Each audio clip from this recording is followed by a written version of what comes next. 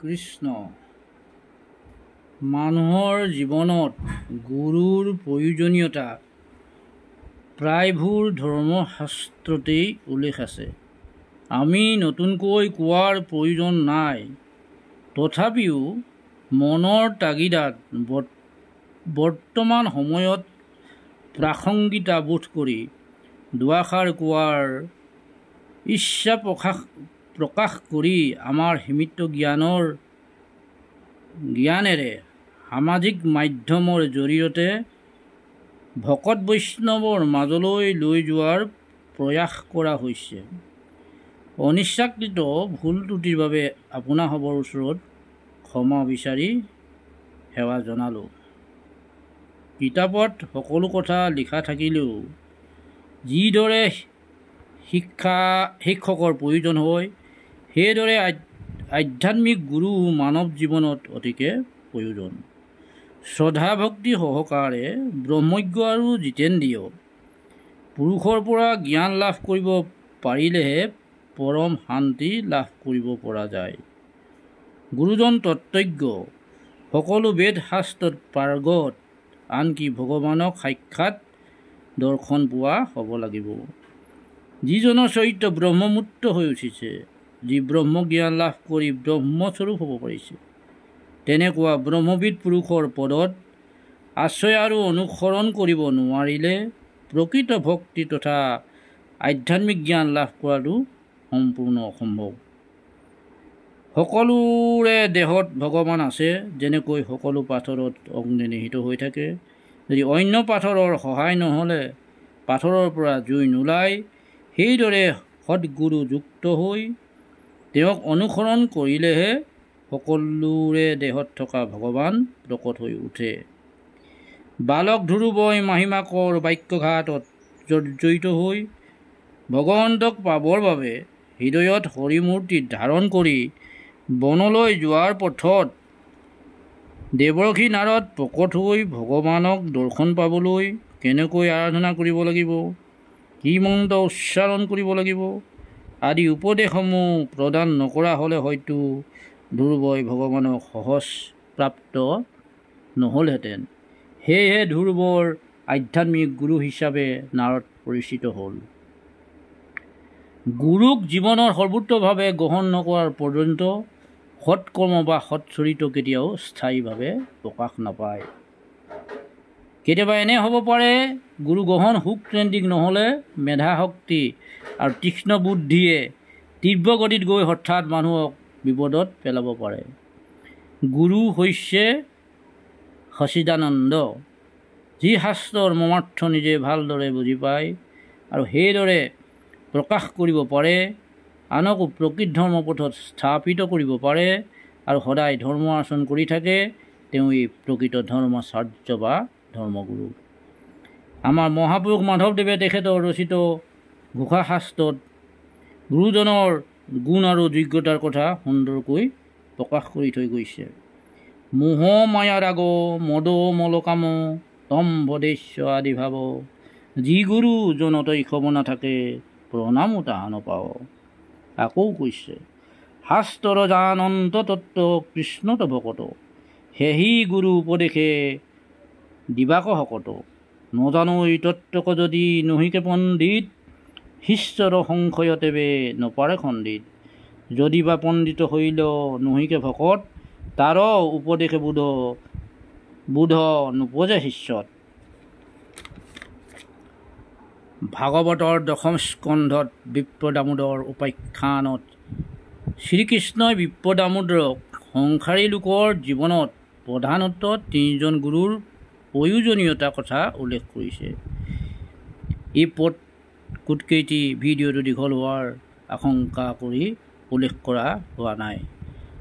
পিতৃ মাতৃ আদ্য গুৰু, দ্বিতীয় গুৰু হ'ল যজ্ঞসূত্ৰ অৰ্থাৎ উত্তৰি ধাৰণ কৰাই শাস্ত্ৰৰ জ্ঞান প্ৰদানেৰে জীৱনটো সদাচাৰী কৰি সংসাৰ যাত্ৰাত আগবাঢ়ি যোৱাত উপযুক্ত কৰি তোলে, সেইজন পিতৃ মাতৃৰ দৰে আদৰণীয় গুৰু বুলি কৈছে। ব্ৰহ্মবিদ্যাৰ জ্ঞান দিওঁতা অৰ্থাৎ ব্ৰহ্মক পোৱাৰ পথ দেখাই দিওঁতাজনক তুলনাবিহীন তৃতীয় গুৰু সাক্ষাৎ নাৰায়ণ সম জ্ঞান কৰাৰ কথা কৈছে। আমাৰ জীৱনটোক সুন্দৰ ৰূপে আগবঢ়াই নিবৰ বাবে উল্লেখ কৰা গুৰুসকলৰ যেনেদৰে অপৰিহাৰ্য, তেনেকৈয়ে সংগীত, নৃত্য, বাদ্য বা কাৰিকৰী বিদ্যাৰ জ্ঞান ল'বলৈও এজন সুদক্ষ আৰু অভিজ্ঞ ব্যক্তিৰ কাষ চাপিব লাগে। শিক্ষা দিয়াজনক শিক্ষা লোৱাজনে গুৰুস্থানীয় ব্যক্তি হিচাপে মান্য কৰে। আমাৰ মহাপুৰুষ শংকৰদেৱ গুৰুজনাই একশৰণ নাম ধৰ্ম প্ৰচাৰ আৰু প্ৰসাৰত শৰণ ভজনৰ যোগেদি গুৰুজনৰ প্ৰয়োজনীয়তা দৃঢ়ৰ পৰা দৃঢ়তৰ কৰি থৈ গ'ল। গুৰুজনাই তেওঁ যোগ্য শিষ্যসকলক ধৰ্মাধিকাৰ ভাৰ দি নাম ধৰ্ম প্ৰচাৰৰ বাবে শিষ্য ভজাবলৈ আজ্ঞা দিছিল। দামোদৰদেৱেও শংকৰদেৱৰ ওচৰত বৈষ্ণৱ ধৰ্ম গ্ৰহণ কৰি সত্ৰ পাতি নাম ধৰ্ম প্ৰচাৰত আত্মনিয়োগ কৰিছিল। পৰৱৰ্তী কালত মাধৱদেৱেও মুখ্য ভক্তসকলৰ ভিতৰত গোপালদেৱ, অনিৰুদ্ধদেৱ আদি ধৰ্মগুৰুসকলে গুৰুযোজনাৰ আদৰ্শৰে অনুপ্ৰাণিত হৈ অসমৰ বিভিন্ন জাতি জনজাতিৰ মাজত একশৰণ বৈষ্ণৱ ধৰ্ম প্ৰচাৰ কৰি বৃহত্তৰ অসমীয়া জাতি গঠনত উল্লেখনীয় ভূমিকা গ্ৰহণ কৰিছিল। প্ৰতিখন সত্ৰৰে হাজাৰ হাজাৰ শিষ্য আছে। সেই শিষ্যসকলে নিজৰ সত্ৰৰ গোসাঁই বা সত্ৰাধিকাৰজনৰ ওচৰলৈ আহি শৰণ ভজনৰ যোগেদি ধৰ্মীয় শিক্ষা গ্ৰহণ কৰে। জ্ঞানদাতা মহন্ত বা সত্ৰাধিকাৰজনে নিজকে গুৰু বা আশ্ৰয়দাতা বুলি কাহানিও নকয়। ভগৱন্তৰ অভয় পদত তথা বাংময় মূৰ্তি ভাগৱততে আশ্ৰয় গ্ৰহণ কৰোৱায়। লগতে মহাপুৰুষ শংকৰদেৱ আৰু মাধৱদেৱক পৰম গুৰু হিচাপে চিনাকি কৰি দিয়ে। উপদেশ দিয়া মহন্তজনক আশ্ৰয় গ্ৰহণ কৰা জনে অঞ্জনীয়া গুৰু হিচাপে সন্মান কৰে।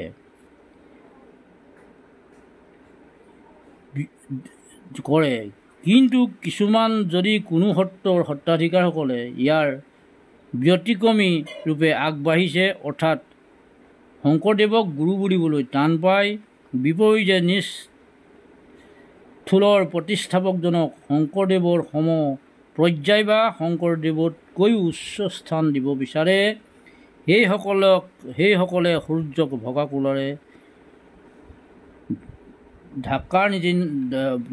কোলাৰে ঢকাৰ অপচেষ্টা কৰা বুলিলে নিশ্চয় ভুল নহ'ব। উল্লেখ্য যে প্ৰখ্যাত ধৰ্মগুৰু হিচাপে পৰিচিত হোৱা আউনীআটী সত্ৰৰ শিৰনমস্য সত্ৰাধিকাৰ প্ৰভুজনে ভাৰতবৰ্ষ তথা বিদেশতো গুৰুজনা তথা ভাগৱত ধৰ্ম প্ৰচাৰ আৰু প্ৰসাৰৰ উল্লেখনীয় উদ্যোগ গ্ৰহণ কৰিছে। প্ৰভুজনা অধিক আগুৱাই যোৱাত ভগৱন্তই কৃপা কৰক। অসম সত্ৰ মহাসভায়ো সত্ৰীয়া সংস্কৃতিক বিশ্ব দৰবাৰত প্ৰতিষ্ঠা কৰিবৰ বাবে গুৰুত্বপূৰ্ণ ভূমিকা আগবঢ়াই আহিছে। এই কথাও আমি অকপতে স্বীকাৰ কৰিব লাগিব যে শ্ৰীমন্ত শংকৰদেৱ সংঘই গুৰুজনৰ সৃষ্টিৰাজিকে ধৰি তেৰাৰ নীতি আদৰ্শক সমগ্ৰ দেশতে প্ৰসাৰৰ বাবে অবিচলিতভাৱে কাম কৰি আহিছে। এই কথা সৰ্বজন বিদিত যে সংঘৰ যি বাৰ্ষিক অধিৱেশন অনুষ্ঠিত কৰে, সেই অধিৱেশনে সমগ্ৰ বিশ্বতে তোলপাৰ লগাবলৈও সক্ষম হৈছে। আমি ওপৰত উল্লেখ কৰা একশৰণ নাম ধৰ্মভাগীৰ প্ৰচাৰ আৰু প্ৰসাৰৰ পৰম্পৰা শংকৰদেৱ মাধৱদেৱ গুৰুযোজনাৰ পৰৱৰ্তী ধৰ্মগুৰুসকলৰ পৰা আজি কোপতি চলি আহিছে। অৱশ্যে কিছু আধ্যাত্মিক সমাজে এই ধাৰাটোৰ পৰা আঁতৰি যোৱাত আমি ক'বলগীয়া নাই, এইটো নিজস্ব ধাৰণা। কিন্তু যদি এই 400-500 বছৰীয়া পৰম্পৰাটোক তুচ্ছ তাচ্ছিল্য কৰাটোৱে গুৰুযোজনাৰ আদৰ্শক উলংঘা কৰা নহ'ব জানো? এইটো সত্য যে গুৰুযোজনাই উপযুক্ত লোককহে ধৰ্মাধিকাৰৰ ভাৰ অৰ্পণ কৰিছিল। তাত জাতি বংশৰ কথা অহা নাছিল। যিসকল গুৰু শাৰীলৈ উন্নীত হৈছিল সেইসকল মহন্ত বা গোসাঁই বুলিছিল। পিছলৈ কোনো বিশেষকৈ ব্ৰাহ্মণ গুৰুসকলে গোস্বামী লিখাৰ এটা পৰম্পৰা ধাৰণাৰ সৃষ্টি হ'ল বুলি ভবাৰ স্থল আছে। সদৌ শেষত সকলোটিলৈ পুনৰ শ্ৰদ্ধা আৰু সেৱা আগবঢ়াই ইমানতে সামৰিছোঁ। ইয়াত আমি শুদ্ধ সত্য কথাখিনি উপস্থাপন কৰিছোঁ। কোনো ব্যক্তি বা সমাজক উপলংঘা কৰাৰ ধৃষ্টতা মুঠেই কৰা হোৱা নাই। কৃষ্ণ জয় গুৰু শংকৰ।